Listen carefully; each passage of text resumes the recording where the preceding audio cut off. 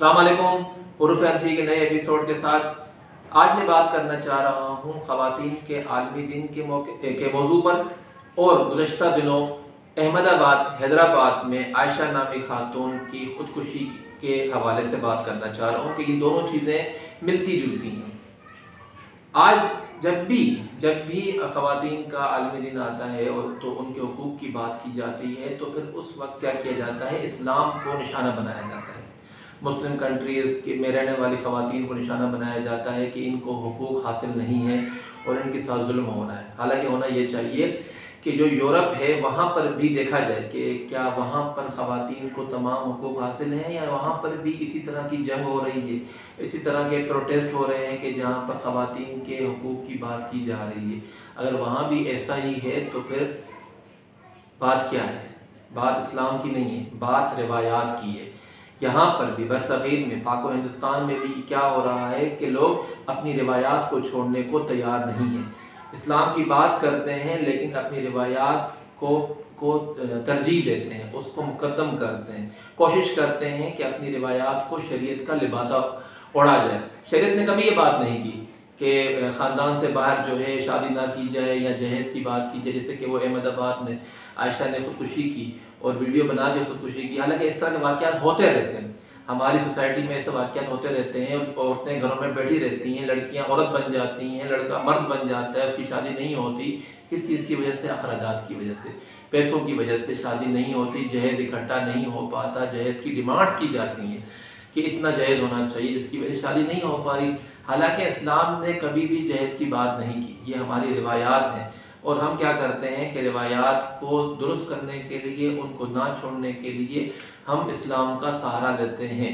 और जो गैर मुस्लिम हैं वो भी क्या करते हैं कि हमारी, चूँकि हम मुसलमान हैं और हम जिस कस्टम और ट्रेडिशन की बात करते हैं तो वो समझते हैं कि ये चूँकि मुसलमान इस कस्टम ट्रेडिशन की बात कर रहे हैं तो गोया कि ये इस्लाम की बात करता है। हालांकि बरसग़ीर के मुसलमानों ने तो अभी तक इस्लाम को पूरी तरह समझा ही नहीं, अमल करना तो बहुत दूर की बात है। तो बात करने का मकसद ये है कि इस्लाम को छोड़ा जाए, इस्लाम पर ब्लेम ना लगाया जाए, बल्कि अपनी रिवायात को देखा जाए कि वो कितनी हद तक दुरुस्त हैं, वो किस हद तक दुरुस्त हैं कि जो है लोग अभी तक उनको छोड़ने को तैयार नहीं है। मैंने दो बातें की, एक तो जहेज़ वाली, दूसरी ख़ानदान से बाहर शादी ना करने वाली। ये दोनों बातें, इनका इस्लाम के साथ कोई ताल्लुक़ नहीं है, लेकिन हम क्या करते हैं कि इसको इस्लाम का लिबादा उड़ा देते हैं। आपने देखा होगा कि यूरोप में भी जो है ख़वातीन जो है वो अपने हुकूक़ के लिए एहतजाज कर रही हैं। और पाकिस्तान में देखो नया मसला आ गया है कि ख़वातीन जो है वो अपने विरासत के हक़ से भी क्या है दस्तबरदार हो रही हैं। सुप्रीम कोर्ट ऑफ पाकिस्तान ने गुज़श्ता दिनों एक हुक्म जारी किया और उन्हें बताया गया ख़वातीन को कि आप अपने इस हक़ से दस्तबरदार नहीं हो सकती। अब मुझे आप बात बताएं कि ख़वातीन को विरासत का हक़ अल्लाह ने दिया है, इस्लाम ने दिया है और ख़वातीन उससे दस्तबरदार हो रही हैं, तो व्हाट डज़ इट मीन? इसका मतलब है रिवायात, हमारी ख़ानदानी रिवायात, मुआशरती रिवायात ही असल में रुकावट है ख़वातीन को उनका हक़ दिलाने में। इस्लाम ने बेहतरीन हुकूक़ दिए हैं, उन पर बहुत कम जिम्मेदारियाँ डाली हैं, हुकूक़ बहुत ज़्यादा दिए हैं, फ़राइज़ बहुत कम रखे हैं। लेकिन यूरोप में और दीगर कंट्रीज़ के अंदर वहाँ पर इक्वलिटी की बात की जाती है कि भाई मर्द और औरत बराबर हैं। हालांकि ऐसा नहीं होना चाहिए, मर्द पर जिम्मेदारियाँ ज़्यादा होनी चाहिए। अच्छा, ये बात की जाती है कि मर्द और औरत बराबर हैं, लेकिन जो सैलरीज़ का जो रेशो है उसमें मर्दों को सैलरी ज़्यादा दी जाती है, ख़वातीन को सैलरी कम दी जाती है। तो अगर मालूम ये होता है इस बात से कि यूरोप में भी कोई ऐसे हुकूक़ हासिल नहीं है, खातर ख्वाह हुकूक़ हासिल नहीं है कि कहा जाए कि बरसग़ीर की या मुसलमान कंट्रीज़ के अंदर जो है ख़वातीन को हुकूक़ बहुत कम हासिल है, वहाँ पर हुकूक़ ज़्यादा हासिल है।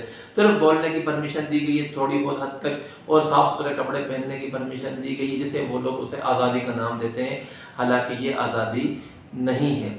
आज़ादी का मतलब उसका हक़ है, उसे हर चीज़ में हक़ दिया जाए, जो उसका मैंडेट है वो उसे दिया जाए। और जब तक ये मैंडेट नहीं दिया जाएगा, जब तक ये हक़ सही मानों में नहीं दिया जाएगा, उस वक्त तक औरत अपने हुकूक़ से के हुसूल में नाकाम रहेगी। इसी तरह की आयशा जो है वो ख़ुदकुशियाँ करती रहेंगी, अपने हुकूक़ के हुसूल के लिए थक जाएंगी, बिलाखिर उन्हें मौत का सहारा लेना पड़ेगा ताकि वो सुकून से एटलीस्ट मर सकें। आपने आयशा खान की वीडियो देखी होगी, उसमें कितनी بے بسی ہے، وہ کہہ رہی ہے اپنے والد سے کہ وہ چھوڑ دیں، اپنوں سے کیا لڑنا، چھوڑ دیں۔ آخر میں یہی ایک بات بچتی ہے کہ کچھ نہ کریں، بس چھوڑ دیں۔ حالانکہ ایسا نہیں ہونا چاہیے، اسلام نے بہت حقوق دیے ہیں، اور لوگوں کو چاہیے کہ وہ اپنی روایات کو چھوڑ کر پہلے تو اسلام نے جو حق دیے ہیں اس کی ترویج و اشاعت کریں۔ میں آپ کو ایک بات بتاؤں کہ مرد کے لیے، یعنی ایک شوہر کے لیے ضروری ہے کہ وہ بیوی کو کھانا بنا کر دے۔ کھانا بنا کر دینا عورت کے حقوق میں فرائض میں شامل نہیں ہے۔ اسی طرح ساس سسر کی خدمت کرنا عورت کے فرائض میں شامل نہیں ہے۔ یہ وہ حقوق ہے کہ جس کی ترویج و اشاعت نہیں کی جاتی۔ کیوں نہیں کی جاتی؟ کیونکہ ہماری روایات اس کے خلاف ہیں، کیونکہ ہم اپنی روایات کو چھوڑنا نہیں چاہتے۔ ایک ماں جب اپنے بچے کو دودھ پلاتی ہے تو اسلام کہتا ہے کہ اگر وہ عورت اس دودھ پلانے کی اجرت لینا چاہے تو بھی وہ اجرت لے سکتی ہے اس مرد سے، لیکن ایسے حقوق ہمارے معاشرے میں نہیں بتائے جاتے۔ خواتین کو نہیں آگاہ کیا جاتا کہ یہ بھی آپ کا حق ہے۔ انہیں جو ہے اپنی روایات کے حساب سے حقوق بتائے جاتے ہیں کہ یہ تمہارا حق ہے، یہ تمہارا حق نہیں ہے۔ اور جب اس طرح کا کوئی کیس بنتا ہے، جب کوئی ہر سال جو ہے 8 مارچ آتا ہے اور خواتین کے حقوق کی بات کی جاتی ہے تو پھر بلیم لگتا ہے اسلام پر، الزام لگایا جاتا ہے اسلام پر کہ اسلام حق نہیں دیتا۔ ہمیں چاہیے کہ اپنے رویوں پر نظر ثانی کریں اور دیکھیں کہ کیا واقعی میں ہم نے اسلام کو سمجھا ہے۔ عمل کرنا تو بعد کی بات ہے، سمجھا ہے کہ وہ آخرکار خواتین کو حقوق کتنے دیتا ہے۔ امید ہے کہ آپ کو میرا یہ پیغام سمجھ آیا ہوگا۔ اگر آپ کو ویڈیو اچھی لگی ہو تو لائک کریں، کمنٹ کریں، شیئر کریں، اور اگر آپ نے اب تک ہمارا چینل سبسکرائب نہیں کیا تو سبسکرائب کریں۔ Thank you very much.